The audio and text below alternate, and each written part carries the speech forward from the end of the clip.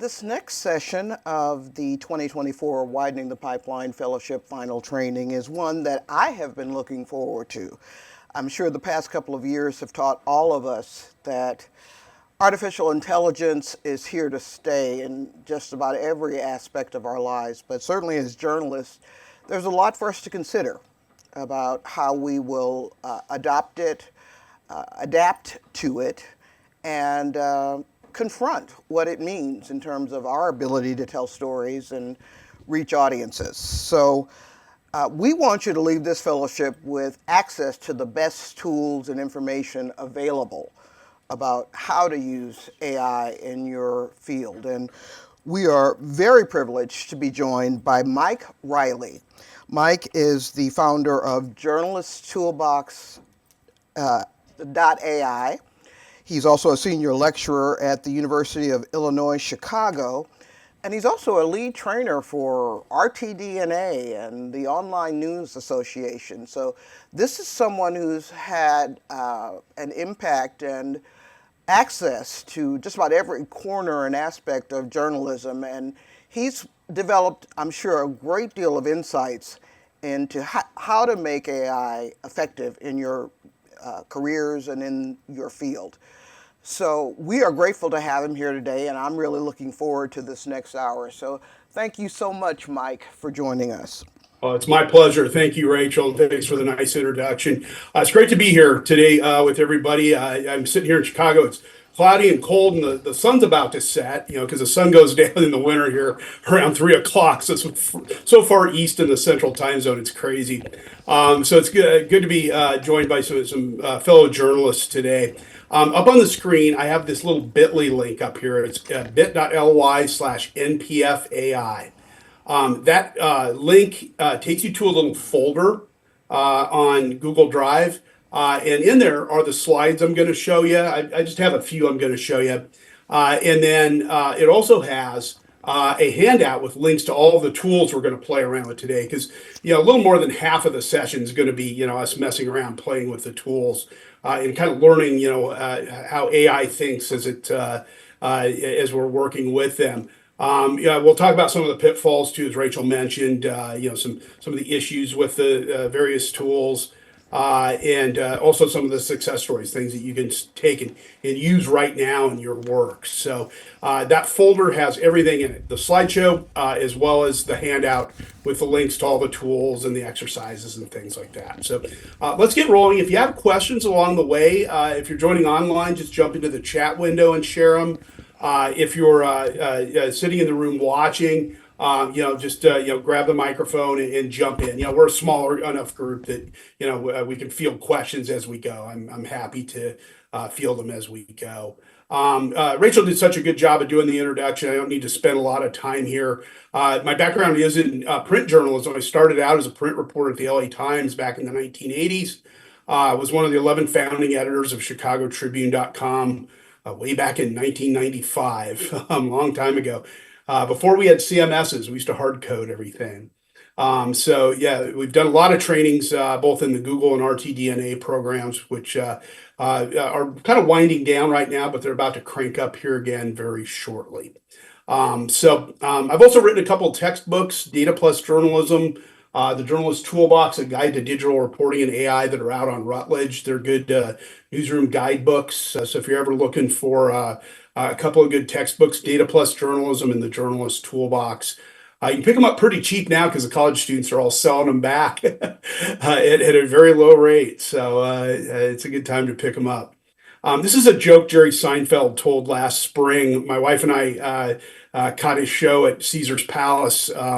We were out there for the BEA and NAB show. And he was kind of making fun of technology and people shooting selfies at his concert and stuff.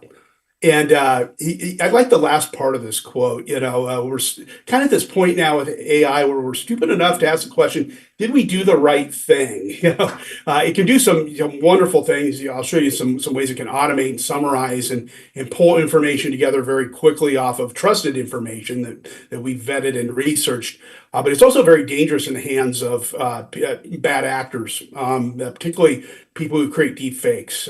Sora, a tool by OpenAI just released yesterday in wide release. A little hard to log into it right now. But Sora allows you to create very realistic looking video, 20-second long videos that can fool a lot of people. So as far as deepfakes are concerned, that's one of the big issues with AI right now, along with copyright, ethical concerns, many other things. So we'll kind of explore those along the way. I do love this quote from George Lucas. Rachel hinted at this in the introduction. It's inevitable. It's been here for a long, long time. AI has, and we've been using it for a long, long time. Anytime something autofills on your Google search, field when you're typing in the field and it autofills, that's AI. So it's been around for a while. It's just more prevalent now in the last 2.5 years since they released an early version of what was called Llama, this technology that allows you to not just build something in AI, but to be able to build it on your laptop at home. The reason AI was inaccessible for such a long time was the computer processing power that it took to operate AI and build with AI could only be afforded by the big six, the Googles, the Metas, the Facebooks of the world, the Amazons of the world, places like that. But remember that as we go through this today, technology marches one direction forward. It's never going backwards. We're never going back to the analog days. AI is part of our workflow now and what we do. But we need guide rails in place. And one of the really good guide rails, I think, comes from AP. Ernest Kung and Amy Reinhart have talked about this in several presentations over the last couple of years. It appears too in the Associated Press guidelines for AI online. It also appears now in the AP style book, if you have the current version of the AP style book. They apply what's called the 80-20 rule. If AI is doing up to 80% of the work, there needs to be on the back end 20% of human interaction. That means editing, fact checking, quality control. You can't just let AI do the whole process and move the content up. Especially if it's doing writing and editing. We need to have human eyes on it at the back end before it's posted. So their approach is we treat everything as unvetted source material, anything that AI generates, and we have to apply our own editorial judgment standards before anything is published. And I think that's a good rule to follow here with any of these tools. Defining generative AI, the terms are often thrown around, and I do this myself. I'll refer to just AI. And what I'm really talking about is this little circle at the bottom of the Venn diagram, which is generative AI, the ChatGPTs, Midjourneys. This graphic has Bard, which is now Gemini in it. I need to redo this and get a new one. But it starts with artificial intelligence, works down to machine learning, deep learning, and then Gen AI. So it's like a subset of the larger AI community, just so we're clear on the language. So much of what we're talking about is Gen AI today. And getting started with it, there's kind of a little process to follow for those of you that are just starting to dip your toe in the water with it or helping your newsroom really get acclimated to it. It's a bit of a paradigm shift, but really you're kind of doing what you're doing today is what with the step on the far left. Take a step back and observe the language. You're picking up, as I show you some of the tools today, there might be a couple of things you see in there. Oh, that's pretty cool. I can use that. Helps make me more efficient. But really it's about identifying that North Star or North Stars. There can be more than one. But what are those one or two things you really need AI to do for you? Is it to create social media videos very quickly from a link to a story? Is it to summarize an entire article and turn it into a podcast? Is it to just summarize the story into a little 100-word summary? Is it to write headlines, help you with social media posts, on and on and on? But you'll identify just 2 or 3 of those North Stars as we're going through here. The other thing to remember too when you're working with tools, and this popped up in one of the questions that people submitted prior to our session. Anne sent along a great list of questions you guys had or concerns, things like that. And we'll go over those. They're actually in our handout where I address them one by one. But one of those was, how do I know, whether to stick with a tool, an AI tool, or go back to the way I was doing it before? This is a process I've used. This is actually in my textbook, this graphic. And I use this with pretty much anything, phone apps, desktop tools, AI tools. Pick the tool that you want to work and experiment with, something that you think will save you some time. Stick with it for a little while and dig into it. Really use it, whether it's journalistically or for some other purpose, maybe in your personal life. Give it 2 to 3 months. That's typically what I do, about 90 days. And if it's no good to me, dump it. I cancel my subscription or delete it off my phone. Every 3 months, I go and delete all these apps off my phone that I never use, and just keep the ones that I really do need. So it's this process of pick, stick, dig, dump. Not the cleverest way to put it, but really that's the process you need to follow when thinking through using these tools. Pick something, stick with it for up to 90 days, really dig into it, try to use it on for a certain task. And then dump it if it's not any good to you. Don't keep it around. Don't spend money on the subscription. A lot of these you can cancel month to month, and that's why I never do a 1 year one. Don't get caught up in what I call the Hootsuite versus TweetDeck argument. These are two social media tools that allow you to time posts to go out. And people always argue, which one do you recommend, Mike? Which one's better? I don't use either one of them. I use Buffer, because it's cheaper and it does the same thing that Hootsuite does. Hootsuite jacked up their pricing when they started using more AI. So I dumped it and went with the Buffer. Same with TweetDeck, they became a little more expensive. So I just reassess, kind of on a 90-day period, even up to a year. Is there something better? Can I cut costs by spiking a tool that we don't use very often? So that's just kind of your simple way of kind of going about it. Using AI. So I've got a little checklist of do's and don'ts on a couple slides here. Do experiment with the tools before using them for publication. Don't try to learn them on deadline. I always say this when I'm doing election trainings. Don't learn these on election night. Just kind of slowly work the tools into your workflow. Do write simple step-by-step prompts when you're working with ChatGPT or Perplexity or one of the other large language models. Don't write long prompts that have several steps in them. So don't write a paragraph prompt. Think of it as just a couple of sentences and then logically walk through it. A lot of times people phrase it as, think of those, you're giving directions to someone from out of town or explaining something to an intern on the intern's first or second day. So keep things very simple. Ask it to summarize, edit, or evaluate something. That's something you want to do. But don't ask it to write an article from scratch. It's a disaster. It'll hallucinate, make all kinds of mistakes in it. But asking it to take your article and summarize it, do some copy editing on it, maybe evaluate your writing. Hey, can you rewrite this to a 8th grade level, or a tool like Hemingway app? It actually goes through and flags wordiness in your article. It doesn't make the edits, but it flags it in there, and you can go in and make the changes yourself. Do fact check any AI produced content. Don't do the cut and paste directly into a story. It's a hard lesson some of my students learn sometimes is, the old cut and paste out of Wikipedia and out of AI.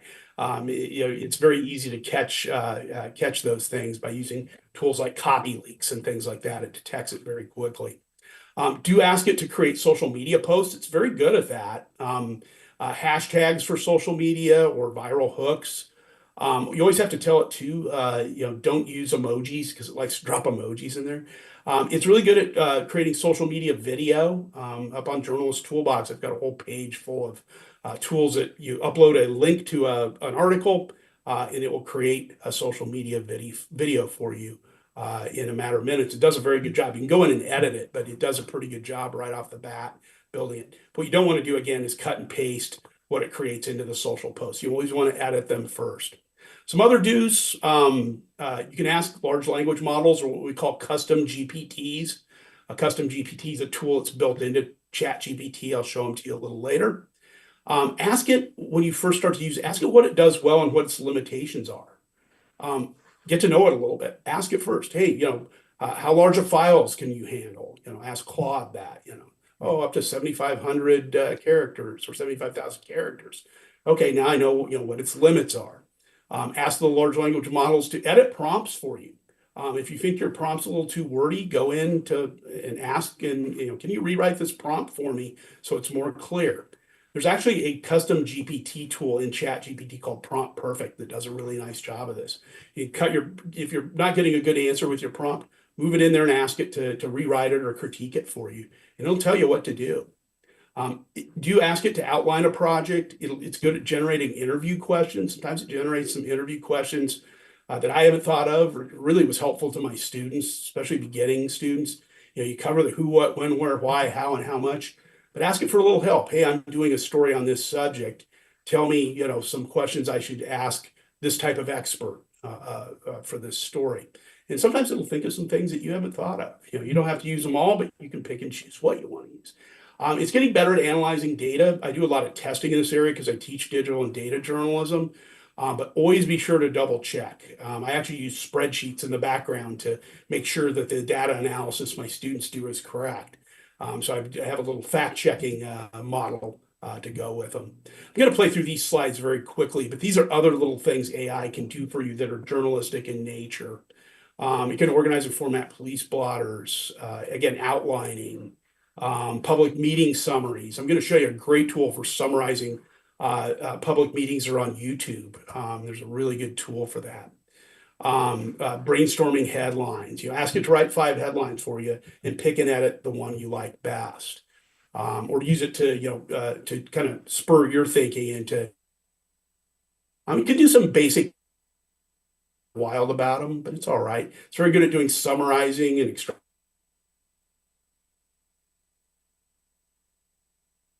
very good at creating FAQs, a tool from Google named Notebook LM that we're going to look at in a little bit. Really good at creating a frequently asked question list. Keyword extractions as well. Drafting emails. You can see now in your Gmail, it'll drop in a little information in there about, hey, we're offering you an alternative way to phrase this email. I don't use it an awful lot, but some of my students do, and it's helped them. These are custom instructions in ChatGPT. I'll show you where to go to load these in. It asks you 2 questions. What would you like ChatGPT to know about you? And you can go in and just do a bullet point list of some background about you, not too much detail. I wouldn't put my phone number or email or address in there, but give it some basic information about you. And then also, this is where I do get detailed. How would you like ChatGPT to respond? And I tell it, treat me as an expert on these topics, novice on these topics. I also tell it, keep your answers concise. Also, keep opinion out of your answers when you reply to me. And this helps it shape its answers to you, so you don't have to tell it in the prompt to do it.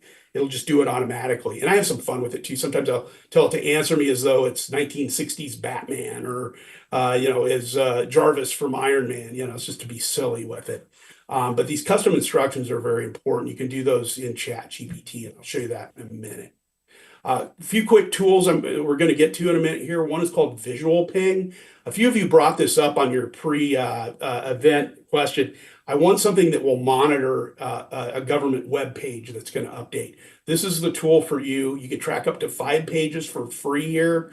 Their paid version, if you write to them, oftentimes you can get more than 5 pages. They do like journalists using this tool. I'm actually using their business version of it, and I'm using it for free. I just wrote to them and said, hey, I'm a journalist who does a lot of trainings, let me use this tool. So you can monitor some pages. I'm monitoring this Illinois economy at a glance page. It's got all of our unemployment data in there for Illinois. COVID data page, FDIC's failed bank list. I'll show you how that works in a minute. But this is good if you're monitoring certain web pages and want to see, whenever something's added to the top of the page, it'll send you an email, a little alert. It'll ping you to a visual ping that the page has changed. And you can monitor it by text or by area on the page. And I always kind of paint the area at the top that updates. So visualping.io, and I'll demo this in a minute. Reilley app's very interesting. It's a database of expert sources, but it also runs information tracer in the background, and you can use it to track disinformation spreaders on social media. It'll flag bot accounts in Twitter, and it gives you all these little AI prompts in the lower left corner. You can see how disinformation is spreading around the world. It's really helpful during the election. This is built by Nick Toso, a former CNN producer. You can use it for free if you type in the code Journo AI. You get instant access and free access if you're a journalist. Try to use your newsroom's email too, because the Gmail addresses, sometimes he'll see them and he'll be like, oh, I'm not sure if this is a journalist or not, but if you have a .edu or a .com newsroom address, he'll put you right through. And the Journal AI code helps too. And you get it for free. Great tool. This one's really good. If you're in about a little over a year ago, I had a reporter come up to me from Boston, and she goes, I cover 7 school board meetings and 5 city councils in my area. She was at suburban Boston, out by like Waltham. And she goes, how do I keep track of all these? Because I can't go to all the meetings, so I have to watch the YouTube videos of the meetings at home. And she goes, I'm doing laundry and I'm watching these damn meetings. Is there a way AI can help me? And I go, summarize.tech does it. It will go in and summarize and break down whatever meeting you put in there, link you put in there. It could be a speech or something else too. Sometimes I use it for panel discussions, for conferences. And it'll break down a summary of every 5 minutes of the video. And I don't use those summaries, but I read through them and say, oh, well, hey, it's an interesting part of the meeting. I'll go back and play that 5-minute mark of that meeting. Huge time saver. I saw her at a conference a few months later, and she comes up to me, she goes, this thing is a godsend. It's a huge time saver. It's free. All these tools I'm showing you are free and very easy to use. I'll demo it here in just a minute. Remember too, the shift that we're seeing in search now. What we've always had in Google search has been, we type in our request and it gives me links to go and find the answer myself. But with AI, it's doing more answer-driven replies. Even Google search you can set up to do this now. But here's Perplexity on the right. Perplexity is more of giving you an answer and then citing below the websites that it pulled from. But it pulls from those websites, summarizes it here, and gives you the answer down here. So we're seeing more answer-driven responses to our search queries. And Perplexity searches both the web and its data base as well. So it's giving you the best kind of both. ChatGPT now does that as well. So that's a little shift in AI. Also, remember with prompts, it's a bit of an art to write them. If you type a lazy prompt, you're going to get a lazy answer. This example here on the right is a good one. Tell me why President Biden is losing young voters in 2024. This was typed into ChatGPT before ChatGPT could search the web. And it said, I do not have real-time search information. And I only go up to January 2022. So what it did here, however, I can speculate on some potential reasons. And it starts to speculate down here. So it didn't really know the answer. It just wasn't trained on that data. You still run into this in ChatGPT and a lot of other tools. So instead of writing a lazy prompt like that, assign it a role. Tell it, act as if you're a reporter writing an analysis on why President Biden is losing young voters in election 2024, but offer data on how young voters voted in 2020. So it goes back to the information that it is trained on. So if it tells you, hey, I'm not trained on this information up to this date, go back further and go back to 2020, which is what it does know. Break down young voter by age groups, men and women, basically gave it a bunch of demographic information. It's a 2-sentence prompt. And boy, did it deliver. In 2020, here's the information, boom, boom, boom, boom, boom. What my reply to this would be then, can you cite the sources for this as well? I probably would have put it as a 3rd sentence up here, but my follow-up would be cite the sources and attribute the information where it came from. Because, this just gave me the answers. It didn't give me the source information, which is what I want. So do you see the difference? Just, oh, tell me why, here, you feed it a little bit more information, give it a few more guardrails and train it, play to, what information that it's been trained on, it's going to deliver for you in a much bigger way. Always disclose AI use to your audience. My students are required to do this at the start of their stories if they use AI. It's called an AI disclosure. Tell the readers and audience how you used it. In this case, Main Biz used AI or Midjourney to design this Jimmy Stewart in a puffer coat and used AI for that. And on the inside of their front page, they explain, this is a photo illustration. And the artist actually explained how he did it, in a short paragraph. which they felt, this was from a year ago, a year and a half ago. They felt the need to do that in 2023. It was so new that they felt their readers needed a little bit of an explanation, but they were very upfront about it. Make sure your organization, or if you're joining an organization for the first time, that you understand their AI policy and how you can and can't use it. If your organization uses freelancers, make sure the freelance contract says, here are your restrictions, or here are your freedoms for using AI in research, writing, and editing. Or if it's for a graphic artist, it's a freelance contract, make sure they're clear on it. Here's one way we use it. Art direction by Naomi Delcamiller, art by Dolly 3. So, the journalist is acting as the art director here, but the art is actually produced by Dolly 3 or Midjourney or whatever. So that's how we identify it to the reader. We just put it in the image cut line. So that's one way to handle it. You're starting to see more and more now. Adobe Firefly actually builds it into the metadata in the image, which is nice. So it's very, very, very useful. AI does have a lot of drawbacks to it. I've got a bunch of slides. I'm not going to show them all to you, but they're available to you if you want to look through them about copyright concerns, ethical concerns. My area is expertise in trainings right now is mainly with AI deepfakes and being able to detect them. And I do these trainings for a lot of newsrooms. And, we're seeing more and more AI-driven content farms. Sports Illustrated used one to generate fake bios of authors and fake articles that were written with AI that were, just a complete mess. Text to video and text to image tools allow you to create, these deep fakes like this. There's still some tells. Look at Trump's hand. He's got 5 fingers and a thumb. It's missing teeth. There's still some tells in AI deep fakes. You can always spot them. There are a lot of biases in AI too, gender and race. If you ask it to tell you a love story, AI is going to tell you a heterosexual love story. If you ask it to show you images of criminals, it will give, or police mugshots, it's going to give you almost every image will be a person of color. So it does have a lot of biases. And you have to write prompts around that. You have to really tell it, no, I want this image to be, diverse, or, it be very neutral and open in your response to me. I've actually had to go that far. It's getting better, but it still has a lot of issues with it. And also always think about, where is my data going? If you're working in an AI tool, they can take and sell your data. Oftentimes it's in the letter of or the terms of service when you go to register. But always know if that, especially the large language models like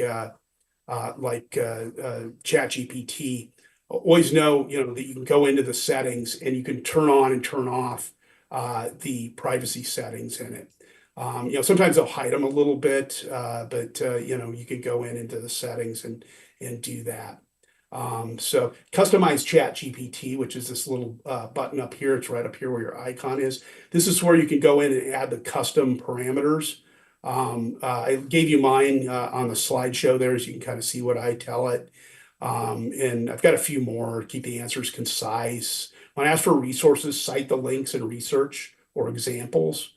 Use certain formats for headlines, things like that. Avoid opinions and try to be neutral. So I tell it this up front, so I'm going to get responses based on this. It is very, very good about doing that. Just make sure you have the enabled button turned on there. So that's customizing ChatGPT. This is summarize wise. This is what's called a custom GPT.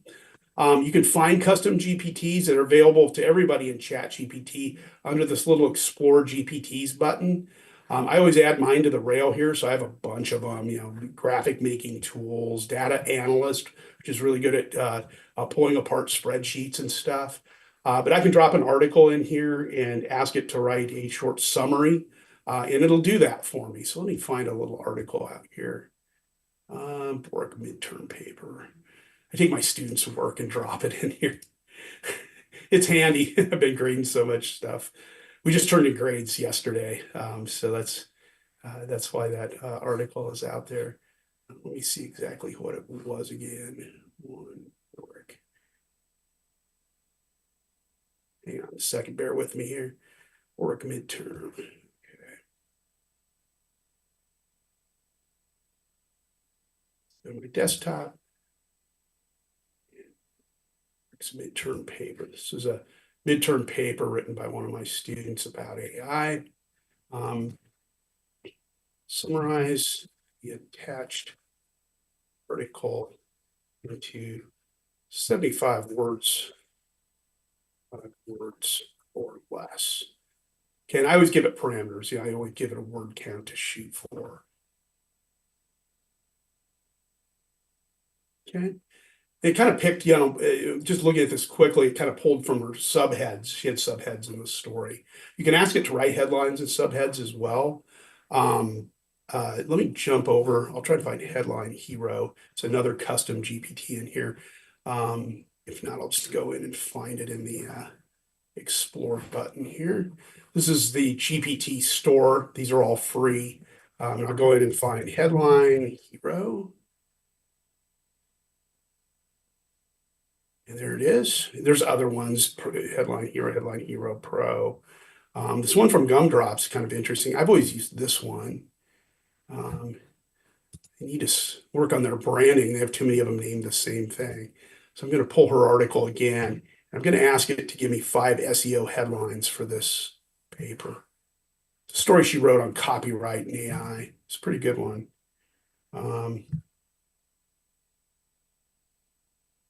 5 headlines in SEO style under 90 characters. I keep it under 90 characters because most search engines cut off around 80 to 90 characters. Actually, some of Google, I think, cuts off around 75 now. The attached is up style case. See if it understands up style. I haven't done that before. I'm going to see if it understands it. Yep. Give me up style. And then you can go through and pick what you want and add it. It does love the colon lead-ins, and sometimes you have to tell it not to do that if you don't want that. Journalism at crossroads. And again, if my students are using this to write headlines, they have to disclose that in their AI disclosure at the top of their stories. And I'll show you what those look like.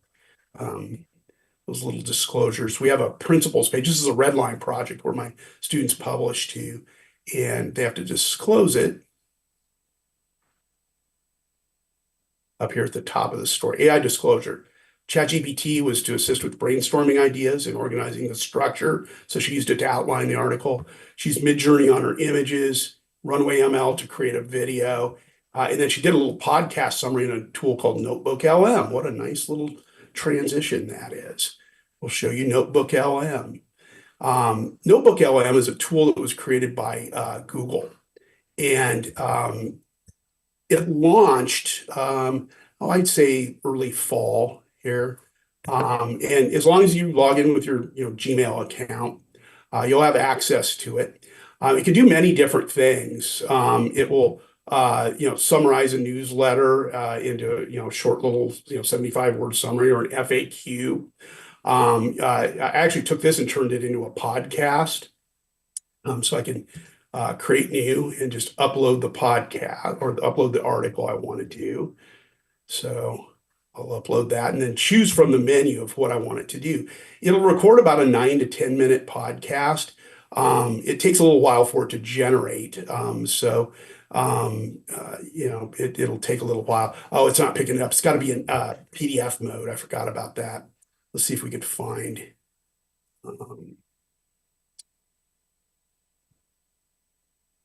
I'll find one here because I've converted some of them. There we go. New York Times cooking special. And create a podcast from the attached document. Keep it under 10 minutes. Sometimes it'll go a little over, so I usually give it parameters. It wasn't enough in the document, damn it. The other one doesn't cook in there. Let's see if we can do an FAQ with it. Sorry here, I wasn't as well prepared with the PDFs. Do a chapter from a book and see if it'll pick that up. It's pretty long. Create a short podcast off the actually, it just gives me a little briefing here. I can do a timeline off of it, a little study guide. I have students that use this to study. An FAQ as well. Let's do the FAQ. Why not? I'm tired of doing podcasts. So create a little frequently asked questions off of this. It was a chapter from a book, one of my books. Here it is. What are some of the key challenges faced by fact checkers? A chapter on fact checking. What steps do I take to avoid spreading fake news? And gives me the little checklist. And it goes through, it gives me about 8 to 10 things. Then you can just copy this and share it as you see fit. And it's very good at it. You always want to read through it first and edit it beforehand, but everything we've had has been very, very clean. Attached file. I'll take this out. It's got a little notebook guide too that covers how to use it, but it's pretty WYSIWYG. What you see is what you get. It's pretty fluid. You can share stuff right out of here. The podcast, when it creates it, it's available as a link, and you can also download the audio, which is really nice. So Notebook LM does a lot of really cool things in a very short amount of time for you. Another tool that I wanted to get to, because many of you asked about this, Visual Ping, and I'll drop this into the chat window. Sign up for free. You can get 5 websites you can track. And this is the one it'll ping you and send you an email every time a web page updates. We've used this on election night too, when we're tracking certain city council races, things like that. Every time the page changes, we get an alert, so we're not sitting there hitting refresh all of election night. The information comes to us, which is how you want to do it. So I'll show you how it works. Here's a website, the FDIC's failed banks list. And whenever it updates, it adds a new bank up here. And usually it's just 1 or 2 a year, so you're not going in here every day, but you do want to know if there's a new failed bank in here. So all you have to do is take the URL, hit new job, paste the link up here, and then I'll do my settings. I want it to update me every this updates so rarely. I'd probably just set it to every day, but you can do it every 30 minutes. Tiny, I always leave it on tiny. Any little change that is there, I want it to alert me. Okay. And I always leave it on visual. You can set it to text too, but visual, it'll track everything that you paint in this area. So I'm going to hit go here, and it will do a replication of the web page right in here. And then I can paint over the area I want it to monitor. And so here it is, there's a little area. I don't want it to monitor up here. The header rarely changes. What I do want it to monitor is right here. So you can move it around, tell it, hey, I want you to monitor this area. I actually had a reporter at NICAR last spring, the Investigative Journalists Conference, comes up to me and he goes, I use this tool to break the story about Pepsi's new logo. I go, how'd you do it? He goes, I monitored the header. And he goes, I knew they'd changed the logo on the header the night before they announced it, and they did. He goes, I got a ping about 8 o'clock that night. Sure as heck, I went in and looked at the Pepsi.com site, and there was the changed logo. He goes, it told me right away within a few minutes of the change. So I'll hit create job. Excuse me. And it creates a little job right up here, failed bank list right here. And so it's running a scan right now. But every time it changes, it'll send me a little alert. As you can see, I've got a whole archive of them down here, and I'll get a little email. It says, okay, no change detected, but I checked it 3 or 4 hours ago, or 3 or 4 days ago, or whenever. And you'll get updates on it. Huge time saver. Reporters love this tool. The other one I mentioned too was summarize.tech. This is the one that breaks down the meetings into 5-minute increments, speeches, all kinds of stuff. As long as the video has closed captioning, which any government meeting is required to have closed captioning by law now. You can go in and you can just, all you have to do is cut and paste your YouTube video in here. I'll do this one of the San Francisco School Board. This is a 2.5 hour San Francisco School Board meeting. It's enough to put you to sleep. And it breaks it down hour by hour. It gives kind of a broad summary, not very useful. Click see more. Then it gives you summaries every 5 minutes. Now, I would never cut and paste one of these and use these in an article, but they are a good roadmap for you to follow because, well, you're looking here at the 30-minute mark. People from this elementary school are pleading with their district not to consolidate teachers mid-year. It would negatively impact students. I think that's something interesting for my story. I would go in then and click on that 30 seconds. It goes to the 30-second or 30-minute mark of the video, and you can follow that. This is what NewsPack meeting teachers, they're not being paid correctly on the 9 months into the school year. That's an issue. And there's some other stuff in here too. That's just really upsetting. So if you click through these, and you just see more here, and you start getting into some of this.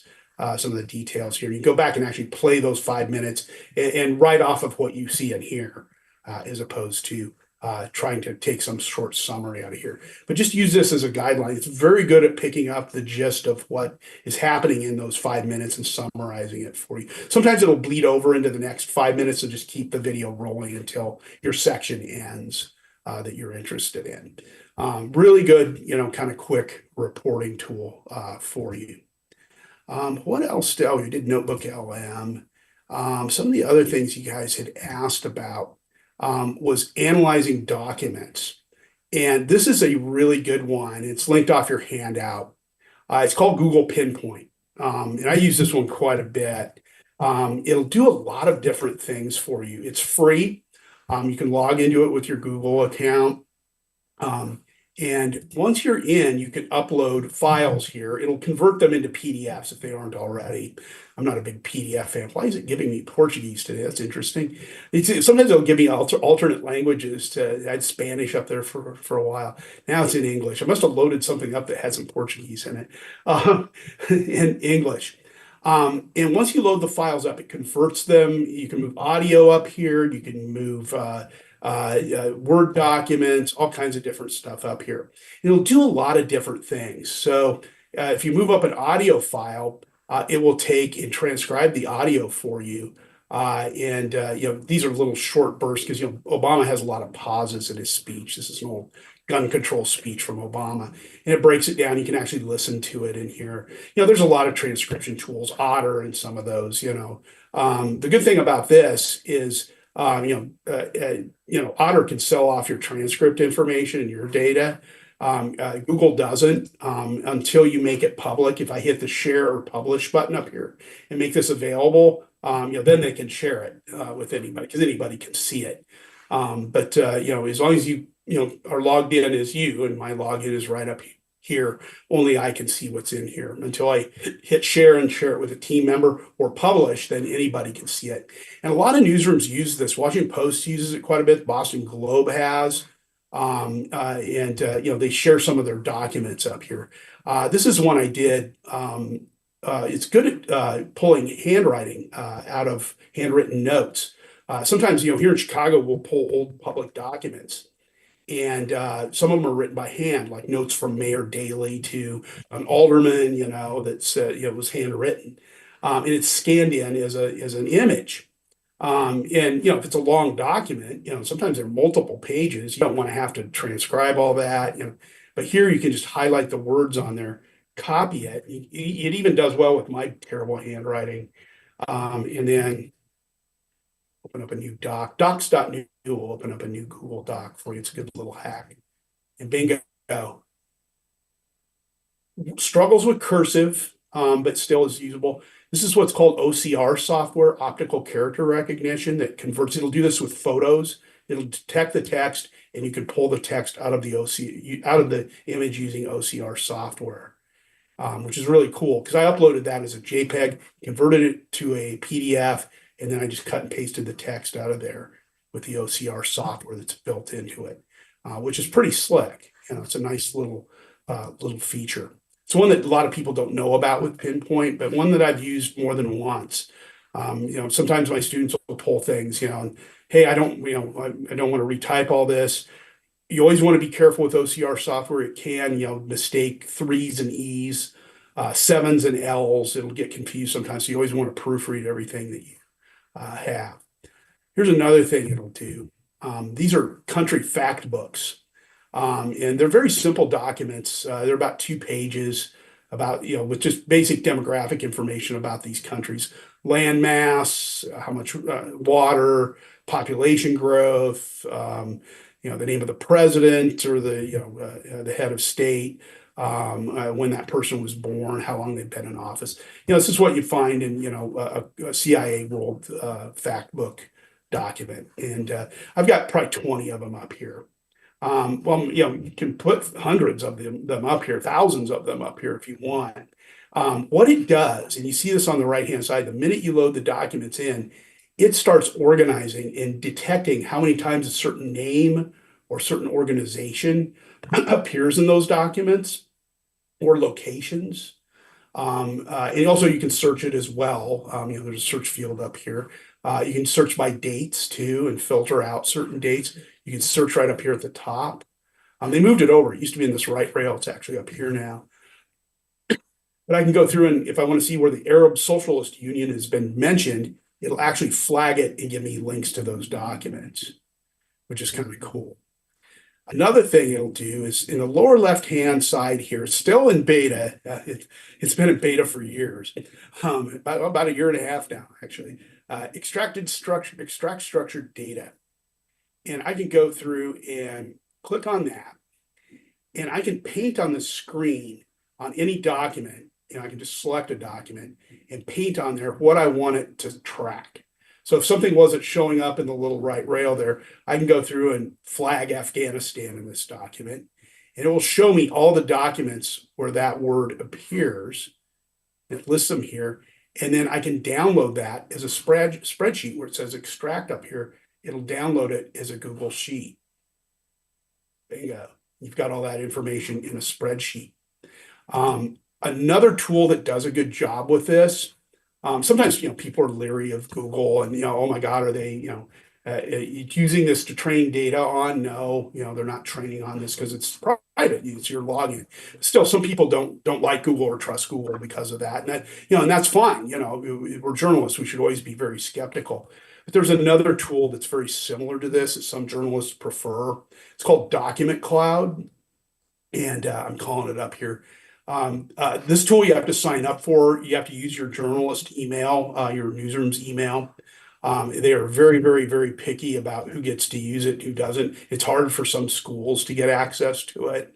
I had a real battle with them. But Document Cloud does the very, very similar things and allows you to embed the document into a story, which is really nice. With Google, you can only link off to it after you publish it. So a lot of times it's really cool to kind of show, the reader sometimes, here's how we analyze this document and link off to it. You can even put footnotes in Document Cloud. In Pinpoint, you'll see on the front page of it, it has a little case studies tab. And some of these are ones that newsrooms have made public. Here's a Boston Globe one. Blue Ridge, they got some new ones. Blue Ridge Public Radio's out here. There's some from other countries too, from newsrooms that have used it. So they, show some of the ways that they've used the documents and how they posted them here and linked to them out of their stories. Really, really cool use of the technology. You guys might remember a few years ago, the head coach of the Las Vegas Raiders, John Gruden, lost his job for some very insensitive emails that he had sent to the owner of the Washington, and at the time known as the Washington Redskins. And the Washington Post got a hold of these documents through a court investigation with the NFL. So they were able to FOIA and get the emails. They were now public record, which is brilliant. And they started to analyze it. I don't know if they used Document Cloud or Pinpoint, but they used one of the two.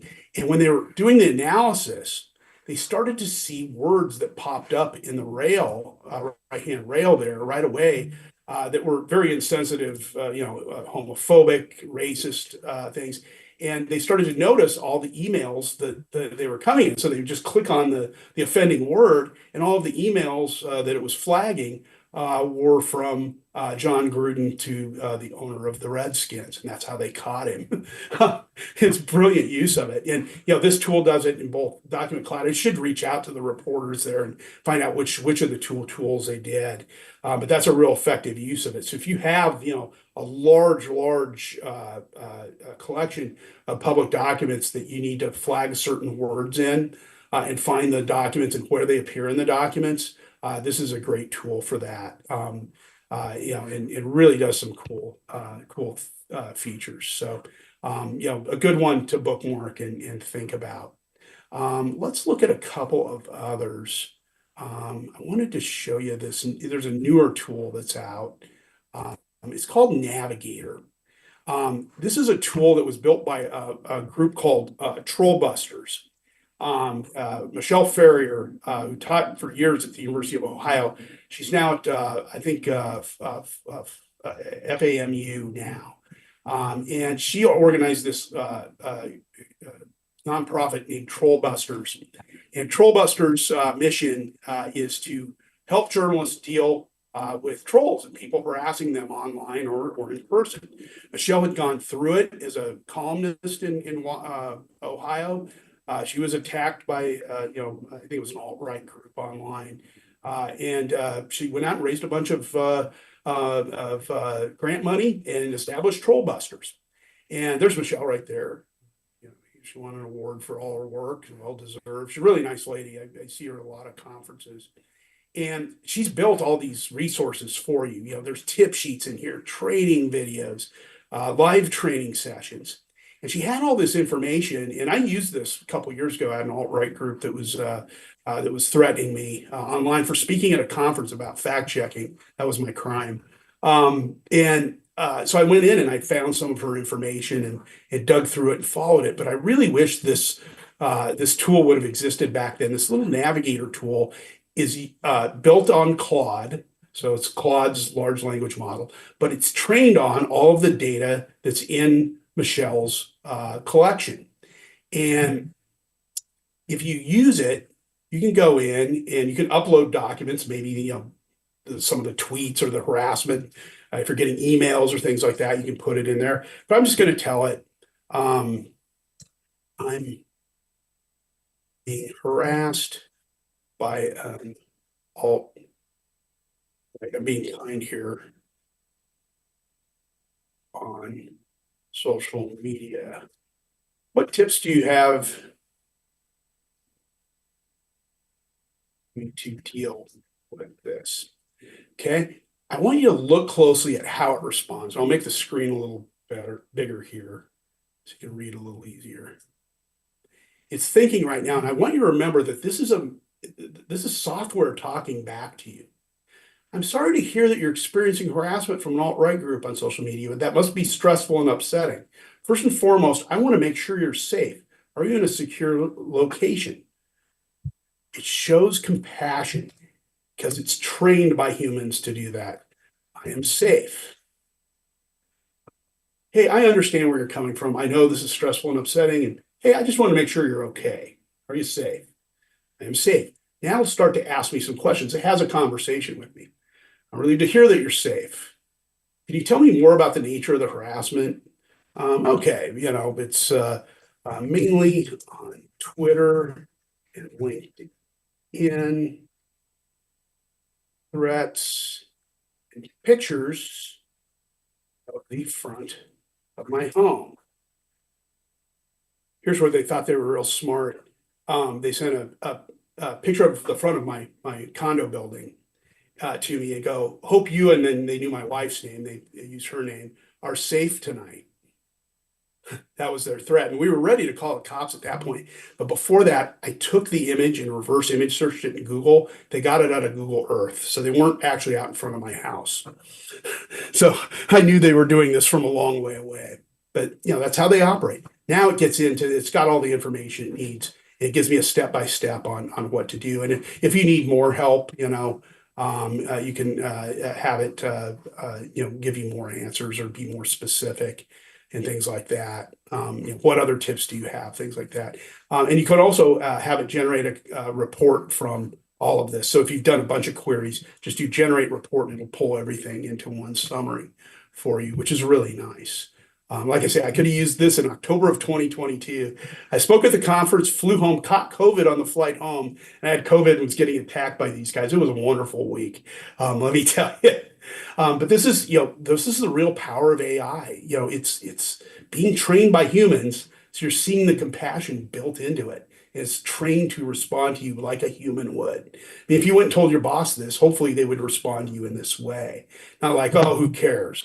Deal with it. They would respond to you, oh man, that sucks. That's terrible. What can I do to help? And that's what this is trained to do. On the flip side of that, I am excited about this tool. It was released widely yesterday after spending about a year in beta. It's called Sora. It's created by OpenAI, the ChatGPT people. As you can see from these videos here, it can create 20-second videos with nothing more than a prompt. And the videos look very, very realistic. There are some crazy ones in here, but there's some really, really cool stuff in here. This has a lot of us in the deepfake detection community very concerned. If you are going to use it for something good and let your readers know that you're using it.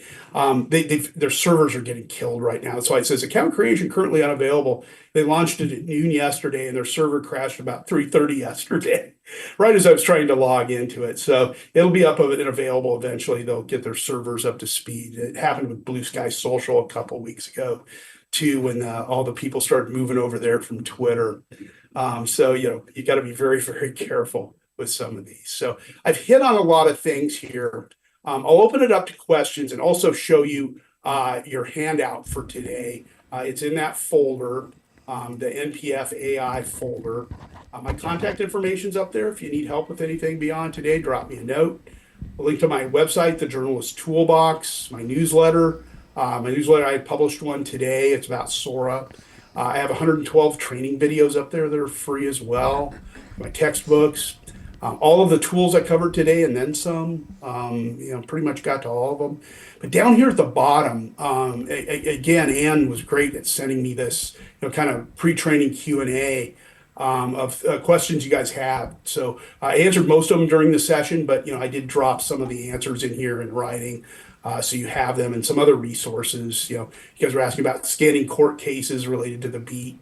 I gave you a couple of choices here, and as well as my public records page, too, on an old site that I used to maintain. However, the liability really comes down to testing. So I've answered all of these things right here for you. And thanks, Ann, for sharing that with me. It really helped me kind of tailor the training today, both in the tools that I shared and also just with the Q&A here at the bottom. So this document is yours to keep. So is a slideshow. Feel free, just do file, make a copy, or file downloading. Download it as a Word doc or a PDF. Share it with anybody on your team or anyone you work with. I do ask with the slides that if you ever take and present any of them in a conference or anything, that you do include my name on it in the credits, which I always do on the credits of my trainings. And I gave you a lot of different slides here at the bottom about biases and copyright and fair use and things like that. The credits I have are here. Just add my name to it when you're sharing it. And you can replace Dwight Schrute if you want to. But if you take the slides and use them, I don't care if you use them. Just make sure that you credit me along with the other people currently on the slides. That doesn't always happen at academic conferences. I've walked into the back of a room and watched my entire slideshow get played one time and with someone else's name on it. It's happened to me twice. It's not pleasant. So just make sure you add my name to it. But what's mine is yours. What questions do you have? We got just a little bit over a minute. I have one comment, and that is, as the only baby boomer in the room, I'm completely freaked out by all of this. But we have a question here in the front. Yeah, go for it. Hi, thank you so much for talking to us. All of this was very useful. I have a question regarding the space that I'm in. I'm in investigative journalism, and I spend a lot of time, sifting through lots of documents and court records. But another space in which I feel like I would need to use this or maybe want to rely on it a bit more is when I'm tracking specific things and building data.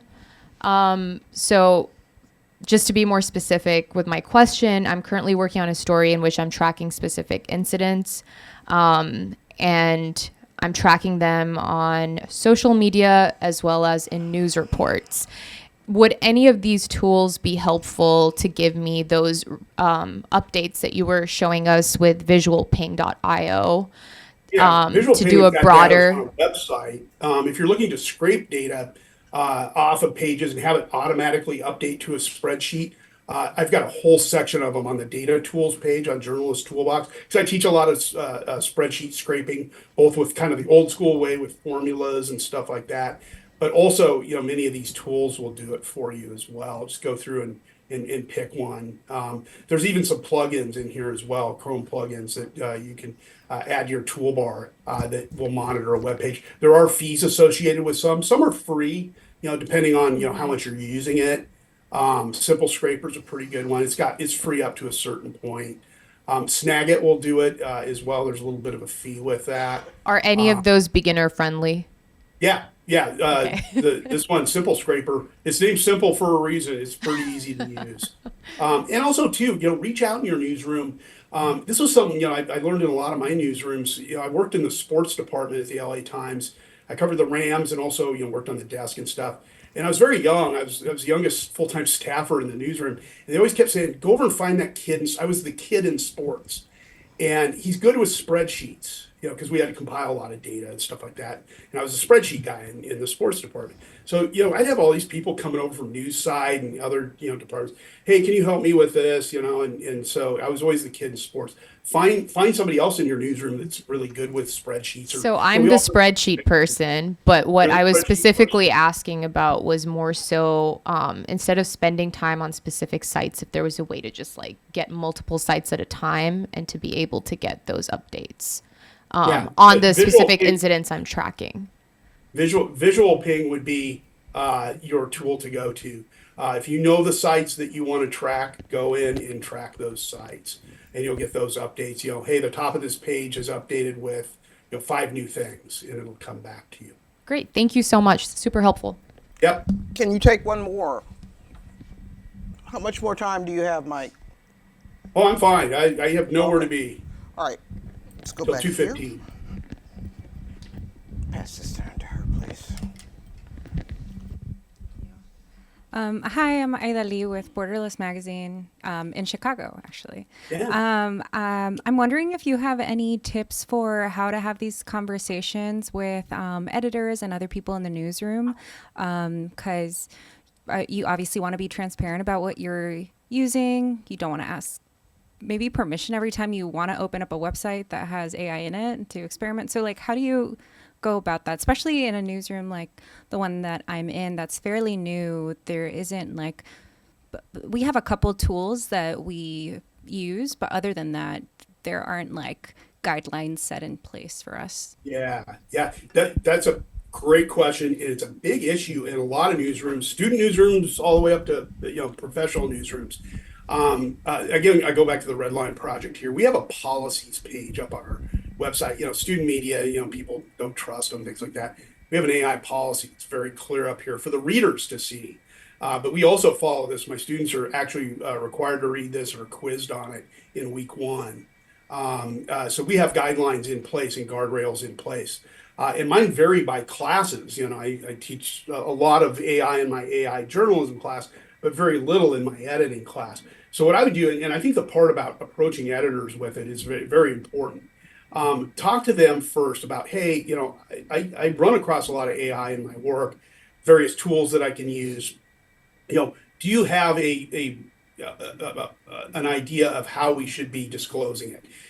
We're not disclosing every time we use Grammarly, which has AI in it, but we are disclosing it, if we're doing it to, create a photo illustration or create write some type of summary or something like that, or a podcast, create a podcast or a video. You want to tell them then. So can we put together some guidelines for everybody in the newsroom to benefit from? Try to keep them from, spending 6 months to a year arguing about the policy, and look at existing policies.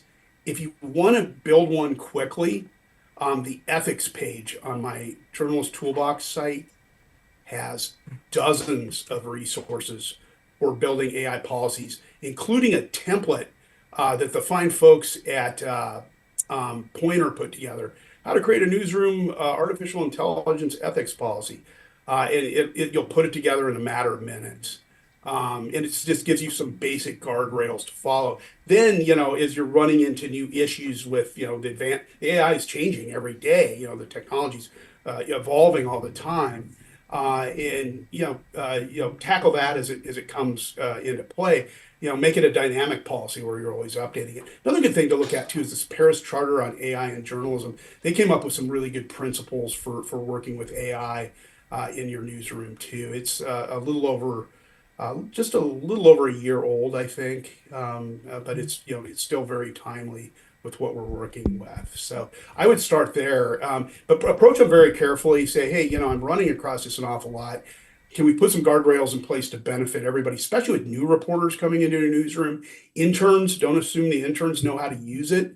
Most of my students walked in, had never touched an LLM, large language model like ChatGPT before. And they've been using it, little by little, in Spotify and different tools, but they have no idea how to write a prompt day one of class. So I started there with them. Now they can do some pretty amazing stuff with it. But we set some guardrails in place up front. Yes, you can use it here. No, you can't use it here. But and use it, journalistically. Here's how you fact check stuff afterwards. Here's how we experiment with it, and so on.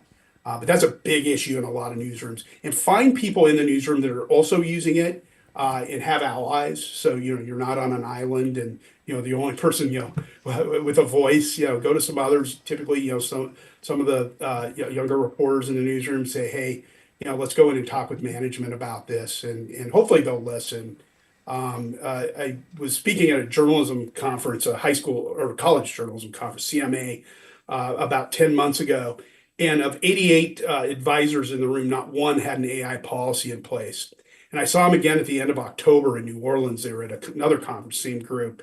I asked them about a third of them had policies. So we're making progress, but we're not there yet. It's the same way in a lot of professional newsrooms, small to mid-size startups, all kinds of places. They don't have a policy in place yet because no one in the office has really pressed it.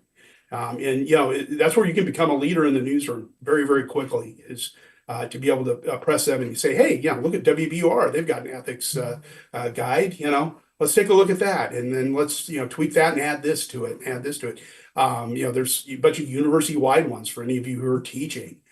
University-wide AI policies on this little Padlet. It's really nice. So take a look. We're discussing this. I'm actually on a call Friday. We have an AI policy committee in our department, in our communication department, UIC, that I'm on, and we're pulling together some of that because about a third of our professors don't have it in their syllabus. So the students don't know how to use it, if they're even allowed to use it. And they're sending kids over. 20 kids were sent from one class over to the dean of students office for using AI. Well, the students pointed to the syllabus and said, the professor never told us we couldn't use it. All the cases were dismissed, and rightfully so. The students are right.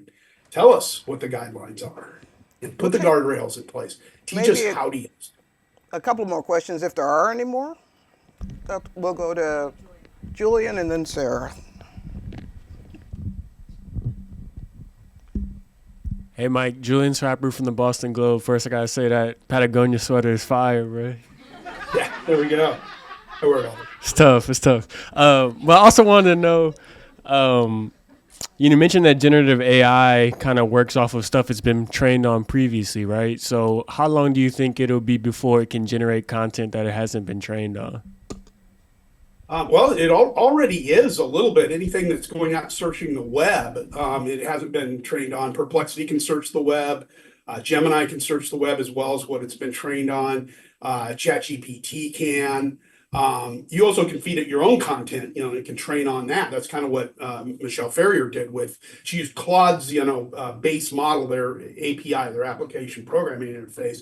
She moved it over um, to her Navigator tool and then trained it all and just loaded all these documents, dozens of PDFs in there. And bingo, she had a search tool and then tailored some of the responses, kind of like I showed you in the Chat GPT, where you can tailor how ChatGPT responds to you. She trained it on the opposite end to answer in this very sympathetic way to people. So it already is training on some of that. Yeah, the scary part of this, and it kind of goes along with what you're asking, is I get asked a lot in the fact checking trainings. How long is it going to be till we can't detect AI in images and audio and video? And we're getting close. And my hunch, and this is just my prediction, is less than a year. It's gonna be virtually impossible to tell. Midjourney's made so many improvements over the last 2 years. It's already getting really hard to tell. But it's going to be virtually impossible to tell within a year. Very problematic.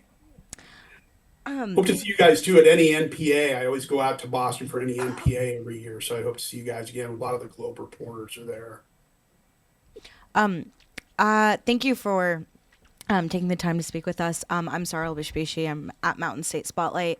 I just have a question. I cover energy and the environment, so the climate crisis and the environment is, I spend a lot of time thinking about it. And I just wonder, how do you approached,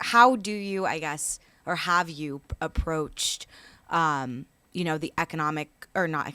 the environmental consequences and impact of using AI? I mean, that's partly why I'm kind of resistant to even utilize it, because I am so cognizant of that. I'm going to give you a great source. Kate Crawford, she's a professor at USC. She studies AI and its environmental impact. And she came and spoke at a AI symposium at UIC earlier this year that we put together. And she was dynamite. And I actually just got done reading. We're posting one of them to Redline Project pretty soon. A couple of students interviewed her for a story on just that topic. It's leaving a huge carbon footprint. So are many other things, but in pretty much anything you're using digitally, anytime you turn on a computer, you're leaving some type of carbon footprint. But we've got to find a sustainable way to generate enough energy to sustain AI now and into the future. I'm not saying we need to, we have to. And that's Kate Crawford's words. There's a reason why a lot of these .coms are buying power plants. They know what's coming and how bad it is now. Kate Crawford, great expert source for you on that topic.